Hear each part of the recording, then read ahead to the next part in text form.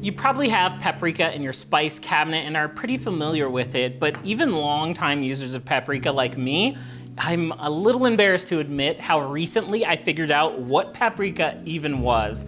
I knew it was like a red, kind of chili powder. I use it often in tacos and chilies, all those yummy foods with red color, but never really realized, never really paid attention to what kind of peppers it was, what it was made out of. Basically, essentially, it's just your general bell pepper type peppers, your sweeter peppers, not necessarily like your cayenne or spicy chilies or even dried chilies like a chili powder. Paprika is just the lighter end of that. When you're using paprika, you're basically using bell pepper powder. So I think it's helpful whenever you use an ingredient in the kitchen, and most ingredients are self-explanatory. If it's thyme, basil, whatever, you know what it is as a plant.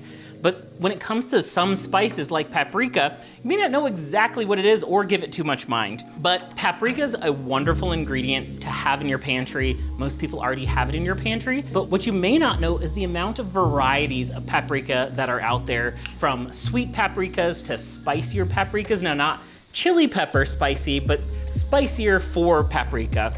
And then of course, smoked paprika is my favorite paprika. You can find this in the grocery store, but it has just a smoky flavor. So I use it for a lot of grilling, or when I want a smoky flavor like in a chili or a stew. Without smoking anything, you can get that little smoky background flavor, and I think it has much more flavor. But if you're not a fan of smoky flavors, definitely try to pick up a sweeter paprika. So if you've had a paprika that you're not really a fan of, look at the grocery store, hunt a little bit more, because there's a variety out there. There's Hungarian paprika, there's also Spanish paprika. So you can really play and experiment with the flavors that paprika gives. Not all of them are the same.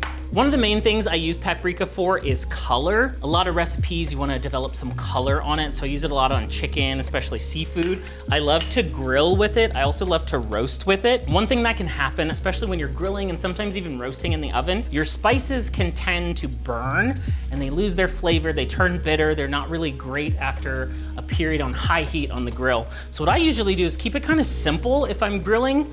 Just some salt and pepper, maybe some garlic if you're going that route. And then I'll do an infused oil to brush on right before the food is ready. That'll give you the flavor of the spices without burning throughout the whole cooking process. That's a good way to finish with a little fresh flavor from your spices versus the burnt on spices. So this is super simple. Just do a neutral oil. If you're grilling on high heat, I usually use a higher heat oil. This is just some skewers. So I just have some olive oil here. And I'm gonna take a little paprika, sprinkle it in, and then just mix that up. And basically, you're just infusing that paprika flavor in the oil. You can do this with a spice blend. You can do this with a variety of spices. Since I love paprika for its color, right before these are done, just gonna brush on some of this oil, get in between. It'll give it that flavor and color. You are adding a little bit of extra oil. That's why I like to use a good quality oil. Using a little bit of the oil, just a way to enhance that flavor. Now, if you are dealing with some of the varieties of paprika with any spice, especially if you have a spice sitting in your cabinet for a while, I'll usually give it a little shake up and then just carefully do a little sniff test. Some peppery ingredients can make you sneeze, so just be careful. And if you can smell it and it smells nice and full, your spices are probably good to go. They're nice and flavorful. Spices that have sat for a long time tend to lose their color and their flavor, and you'll just give it a sniff and not really smell much. So always use a sniff test with your spices.